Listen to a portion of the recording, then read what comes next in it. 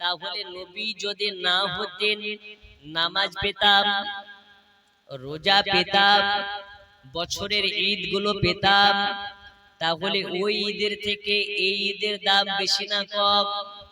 একটু জোরে। সমস্ত ঈদের সেরা ঈদ ঈদে মিলাদুন নবী। জোরে বলুন। ঈদে মিলাদুন নবী মানে কি? ঈদ মানে খুশি, মিলাদ মানে জন্ম। রাসূলুল্লাহর আগমনের খুশি বাড়ি বাড়িতে পালন করা হচ্ছে। আপনার কিনা রাসূলুল্লাহর আগমনের খুশি সমস্ত বাড়ি বাড়িতে পালন করা হচ্ছে কর্তব্য। কারণ এই নবী কোন নবী? যেই নবী ছাড়া আমাদের হাসর মিজান সব ভয়াবহ হয়ে যাবে। ওই নবীর মুহাব্বতে আজকে আপনারা বাঠি গ্রামের মানুষ জালসা সাজিয়েছেন। আপনাদের জালসাকে কবুল করে নিন। জোরে বলুন আমিন। আরো জোরে আমিন। আমি গজল বলছিলাম, গজলের দিকে আর না গিয়ে চলুন আপনাদেরকে একটু ওয়াজের দিকে নিয়ে যাই। যেহেতু আমাকে এটা রবিউল আউয়াল মাস, রাসূলুল্লাহর আগমনের মাস, সিরাতের নবী, সিরাতুন নবী আলোচনাটাই করা বেশ জরুরি। সমস্ত বাচ্চাদেরকে জানা উচিত আমাদের নবীর আদর্শ ছিল কেমন। সবাইকে জানা উচিত আমাদের নবীর ব্যবহার ছিল কেমন। আমাদের নবীর ব্যবহার ছিল এমন, রাসূলুল্লাহ আমার হেঁটে হেঁটে যায় তো তায়েফের মানুষ পাথর ছুঁড়ে ছুঁড়ে মারে। রাসূলুল্লাহ তাদেরকে গালি না দিয়ে, না মেরে, তাদেরকে বদদুয়া না দিয়ে সাজদায় পড়ে ওদের জন্য নবী আমার চোখের পানি ফেলেছেন। ওই আদর্শ আমাদের আছে। এখন যদি মারে এক থাপ্পড়, ও সারা রাত ঘুমাতে পারে না, তালবা শয়াকাল একারকে কখন পারলাম বলে ওর সহ্য লাই না গো, ধৈর্য নেই। আমাদের নবীর আদর্শ কেমন? আমাদের নবীর আদর্শ হলো এটা, নিজের পেটে পাথর বেঁধে অন্যের মুখে খাবার তুলে দেওয়া। আমাদের নবীর আদর্শ হচ্ছে এটা, নিজে না খেয়ে অন্য জনার খাবারের খবর নেওয়া। জোরে বলুন।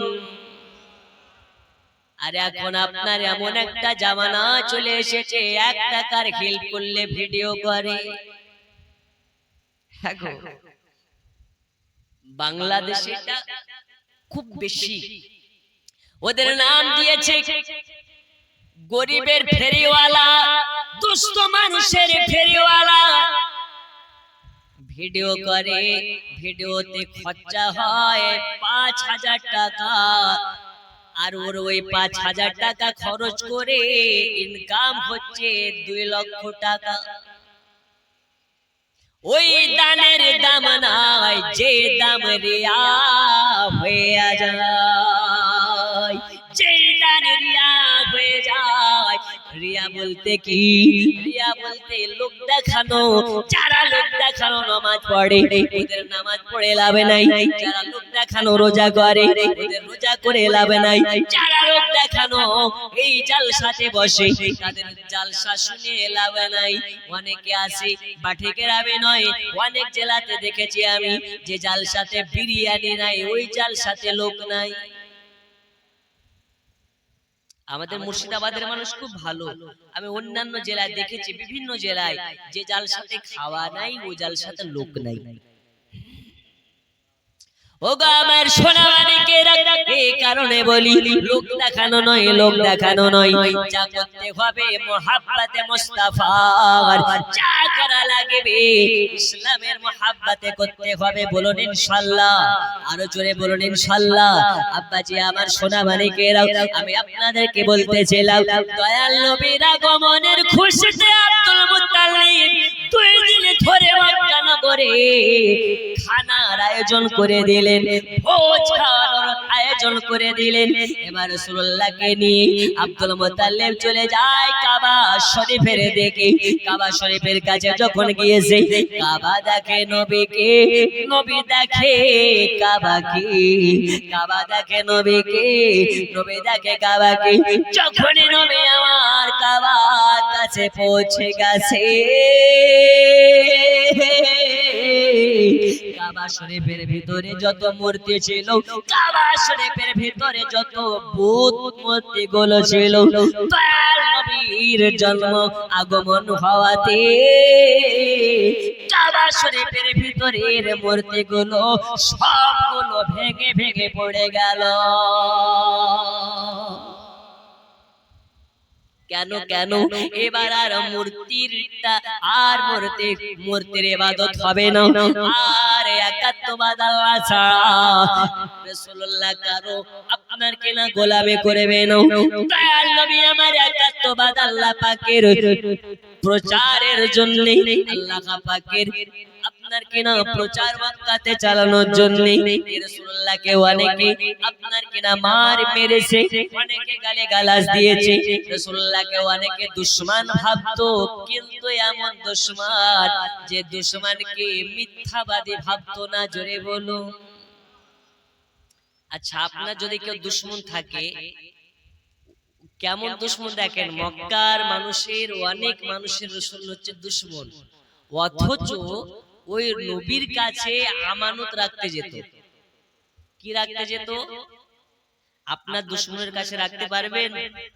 রাখা যাবে? আপনার দুশমন, আমি হচ্ছে আপনার দুশমন, এখন যদি বলেন ভাই আমার 10,000 টাকা তোমার কাছে রাখবো, রাখবেন নাকি? রাখা যাবে? ও তো আমার দুশমন, ও তো মেরে দিবে। কিন্তু নবী তাদের এমন দুশমন যে 10,000 টাকা গিয়ে বলছে হুজুর আপনার কাছে রাখেন। ওরা জানে যে নবী এমন নবী মুহাম্মদ ও হে যে মুহাম্মদ আল আমিন, সত্যবাদী, সত্য ছাড়া মিথ্যা বলে না। আর একটু জোরে। ওই আল আমিন নবীর আজকে আগমনের খুশিতে বাটি গ্রামের মানুষ জালসা সাজিয়েছে। আল্লাহ এদেরকে কবুল করে নেন। আরো জোরে বলুন আমিন।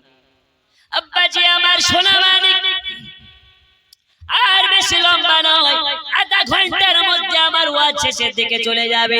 রাত 10:30 বেজে গেছে। এখান থেকে আমি আর একটা প্রোগ্রামের জন্য চলে যাব, কারণ রাবিউল আউয়াল মাসে আপনার কেনা জালসার অনেক রকম আপনার কেনা অনেক জালসা। হুজুর এখানে তার ওখানে দেন। আমার এই ভাইটা ফোন করে বলছে হুজুর বাটি আসতে হবে। বলছে বাটি কোন জায়গায় গো? বলছে বাটির এই জায়গায়। তো ঠিক আছে, অমুক তারিখে যদি লেন আমাকে 9টা থেকে 11টায় ছেড়ে দিতে হবে। হুজুর তাই ভাবে, আপনাদের মোহাব্বতে এসেছে, আপনারা খুশি না বেজার? নামলে ধরবেন নাকি? বলুন না রে দেখবে। জি, আপনাদেরকে দেখে আমিও খুব খুশি। আল্লাহ পাক বলছেন এক মুসলমান আর এক মুসলমানকে দেখে যদি খুশি হয় তাতে আল্লাহ খুশি হয়ে যায়। তাতে কে খুশি হয়? আল্লাহ। একজন মুসলমান আর একজন মুসলমানের জন্য নিরাপদ, কিন্তু আমাদের মধ্যে এখন আছে এটা, একজন মুসলমান আর একজন মুসলমানের জন্য দুশমন হয়ে দাঁড়িয়েছে। অথচ কোরআন বলছে একজন মুসলিম আর একজন মুসলিমের কাছে নিরাপদ। মানে একজন ভাই আর একজন ভাই, আমাদের মধ্যে দ্বন্দ্ব। দূরের সম্পর্ক তো দূরের কথা, নিজের বাপের পেটের ভাইয়ের সঙ্গে দ্বন্দ্ব আছে না নেই? টাকার ভাগাভাগি নিয়ে মারামারি, জমির ভাগাভাগি নিয়ে মারামারি, এরকম ভাবে অনেক রকম ভাবে দ্বন্দ্বে জড়িয়ে গেছি। আল্লাহ রাসূল বলেছেন একজন মুসলমান আর একজন মুসলমানের কাছে নিরাপদ। কিন্তু এখন দেখছি বাবা সবথেকে বড় বিপদ। ওগো আমার বাটি গ্রামের সুন্নি মুসলমান, খুব মনোযোগ দিতে হবে আপনাদেরকে। আমি আজকে রাসূলুল্লাহর আদর্শের কথা বলতে এসেছি বাবা। ছোট্ট একটা কথা বলে আমার ওয়াজের দিক শেষের দিকে নিয়ে চলে যাব। আমরা আজকে রাসূলুল্লাহর মহব্বতে জালসা সাজিয়েছি। মহব্বত কেমন? নামাজ পড়তে হবে, তবে মহব্বত সফল, মহব্বত আপনার কিনা সফল হবে। রোজা করে নবীকে মহব্বত করতে হবে, তবে মহব্বতটা সফল হবে। আল্লাহ আমাদের সকলকে নামাজ পড়ার তৌফিক দিন। জোরে বলুন আমিন। আরো জোরে বলুন আমিন। আব্বাজি আমার সোনা মানিকেরা, আমাকে ওই ভাইজান বলছিলেন আপনার কেনা আব্দুল ওয়াহাবের ঘটনা একটু বলবেন। এই আব্দুল ওয়াহাবের ঘটনা কি বলে? আব্বাজি আমার সোনা মানিকেরা, চলুন তবে আপনাকে বলি কারবালা। এই কারবালা কোন কারবালা? যেই কারবালায় নবীর নওয়াসা ইমাম পাক ইমাম হুসাইন পাক আপনার আমার জন্য কারবালাতে গিয়ে নিজের গর্দান খানা দিয়েছেন। জোরে কোন সুবহানাল্লাহ। এ হুসাইন কোন হুসাইন? আমাদের ঘরে বাচ্চা বড় হয় ডাক্তার হবে বলে, মাস্টার হবে বলে, ইঞ্জিনিয়ার হবে বলে, কিন্তু ফাতেমার ঘরে বাচ্চা বড় হয় কারবালায় কুরবানি হবে বলে। আর একটু জোরে। নবী আমার সব জানতেন, ফাতেমাকে জানিয়েছিলেন, ও ফাতেমা তোমার বাচ্চাকে একদিন কারবালায় শহীদ হয়ে যেতে হবে। ও কারবালা কোন কারবালা? যেই কারবালা ইমাম হুসাইন নিজের গর্দান খানা দিয়েছে বাবা। হুসাইনকে যদি সীমার আপনার গোল করে ঘেরাও করে নিয়েছে, হুসাইনের গলার উপরে বসে গেছে, বুকের উপরে বসে গেছে, বুকের উপরে বসে গিয়ে হুসাইনের গলাতে তলোয়ার চালায়, কিন্তু হুসাইনের গলা কাটা সম্ভব নয়। গলা কাটা যায় না, গলা কাটা যায় না। হুসাইন বলে আমার গলা কাটা অত সহজ নয়। হুসাইনের গলার উপরে বসে গালের উপরে চড় মারে।